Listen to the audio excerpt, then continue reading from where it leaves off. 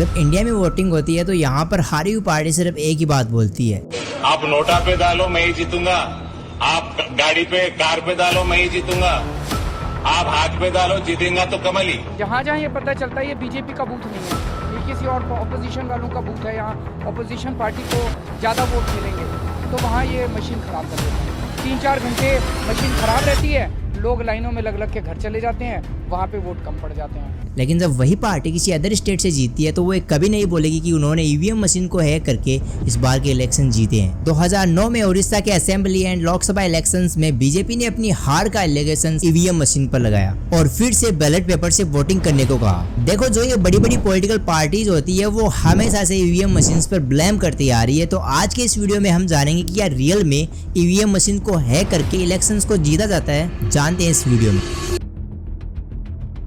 देखिए, इंडिया में EVM machines के आने से पहले बैलेट पेपर से इलेक्शंस करवाए जाते थे, जिसमें हाई कॉस्ट, ज्यादा टाइम एंड रिस्क ज्यादा होने के कारण ईवीएम मशीन्स को इंडिया के वोटिंग सिस्टम्स में ऐड किया गया, जिसका सबसे पहले यूज केरला के परवर असेंबली इलेक्शंस में किया गया। सो पहले समझेंगे कि ईवीएम के वोटिंग सिस्टम्स को कि आप इससे कैसे वोट कर सकते हैं। ईवीएम से वोटिंग करने के लिए आपको सबसे पहले 4 स्टेप्स को पास करना होगा। इसमें पहला, जब भी आप बूथ पर वोटिंग करने के लिए जाते हैं तो सबसे पहले तो आपकी वोटर आईडी चेक की जाती है और उसके बाद में आपको रूम में भेजा जाता है, जहां पर ये 3 ऑफिसर्स बैठ रहेंगे, जिसमें पहले वाला ऑफिसर आपका नाम वोटर लिस्ट में चेक करेगा और फिर आपको आगे दूसरे ऑफिसर्स के पास भेजा जाता है, जो कि आपकी अंगुली पर स्याही लगाकर एक पर्ची देगा और आपको रजिस्टर में साइन करने को कहेगा। उसके बाद में आपको तीसरे ऑफिसर के पास जाना है, इस पर्ची को लेकर वो पर्ची लेगा और आपको ईवीएम मशीन्स के पास जाने को कहेगा।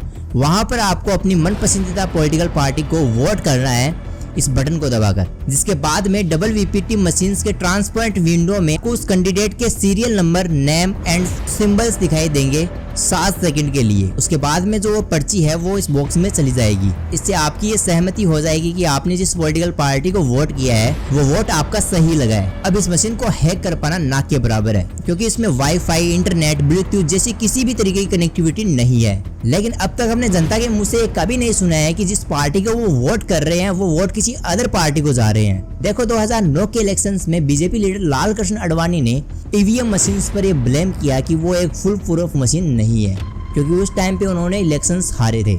उन्होंने ये कहा कि इस मशीन के साथ एक ऐसा ट्रांसपेरेंट बॉक्स रखा जाए जिससे कि ये पता चल सके कि वोटर इस पॉलिटिकल पार्टी को वोट कर रहा है, उसका वोट सही जा रहा है या फिर नहीं। जिसके बाद से 2014, 2019 व 2024 के इलेक्शंस में डबल वीपीटी नाम की इस मशीन का भी यूज किया जा रहा है। ये तीनों मशीन्स एक साथ जुड़ी हुई होती है और इनको हैक कर पाना बहुत ही ज्यादा मुश्किल है। जब भी इलेक्शंस के पूरे होने के बाद इनका रिजल्ट आता है तो हारी हुई पार्टी ईवीएम मशीन्स को टारगेट करती है। 2014 के इलेक्शंस में बीजेपी जैसे ही चुनाव जीतती है तो अपोजिशन ईवीएम मशीन्स को टारगेट करते हैं कि बीजेपी ने ईवीएम मशीन्स के साथ छेड़खानी की है, और वही प्रोसेस 2019 में भी हुई और आगे 2024 के इलेक्शंस भी चल रहे हैं, जिसको लेकर 3 जून 2017 को इलेक्शंस कमीशन ने सभी पॉलिटिकल पार्टी को ये ओपन चैलेंज दे दिया कि वो दुनिया के किसी भी एक्सपर्ट से ईवीएम मशीन्स को हैक करके दिखा दे। लेकिन इस जजमेंट के सामने कोई भी पॉलिटिकल पार्टी नहीं आई, क्योंकि पॉलिटिकल लीडर्स को भी पता था कि ईवीएम मशीन्स को हैक कर पाना ना के बराबर है। अब कुछ वीडियोस में ईवीएम को हैक करके दिखाया जाता है, लेकिन इलेक्शंस कमीशन के जजमेंट पर किसी ने भी ईवीएम मशीन को हैक नहीं किया।